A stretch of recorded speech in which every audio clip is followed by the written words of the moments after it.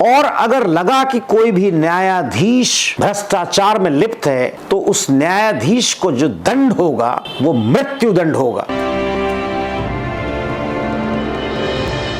और जो कि हमारे जो लॉ मेकर्स हैं, मेंबर ऑफ पार्लियामेंट हैं, राज्यसभा के हों, लोकसभा के हों या मेंबर ऑफ लेजिस्लेटिव एमएलएज हों, उनके लिए फास्ट ट्रैक कोर्ट होगा। क्यों? क्योंकि वो भ्रष्ट हैं।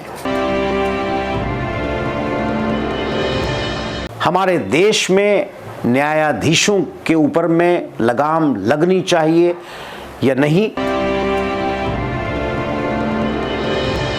जो 1/3 पॉलिसी हमारे सुप्रीम कोर्ट ने ही बनाई कि 1/3 जो जजेस होंगे वो बाहर के कोर्टों से, बाहर के स्टेट से आएंगे।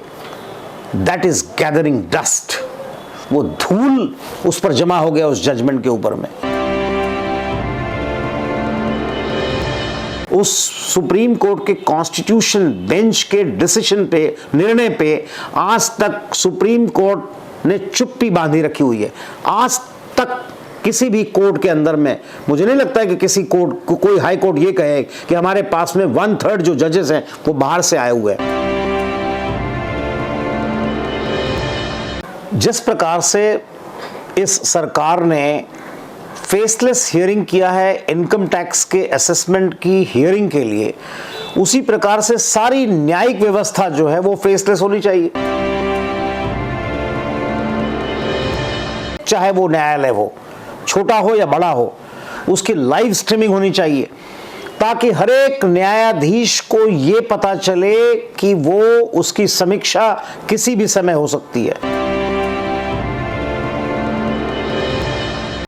हर एक न्यायाधीश को जब तक कि वो अपने सीट पर बैठा हुआ है, निर्णय दे रहा है, वो जब फैसले ले रहा है, उस समय पे उस न्यायाधीश को पता होना चाहिए कि वो कैमरा के सर्विलेंस में है।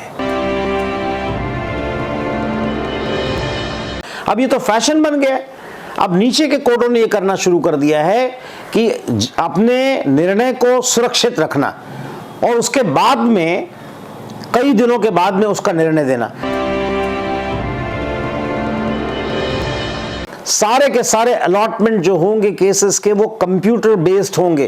कंप्यूटर उनका निराकरण करेगा कि कौन सा केस कहां जाएगा और किसी भी वकील को पता नहीं चलेगा, किसी भी जज को पता नहीं चलेगा कि उसकी हियरिंग कहां हो रही है। भ्रष्टाचार इज रैम्पेंट, जिसको कहते हैं rampant corruption everywhere, in every court. उनको पता चलने दीजिए कि उनके विरुद्ध भी कार्रवाई हो सकती है और होगी।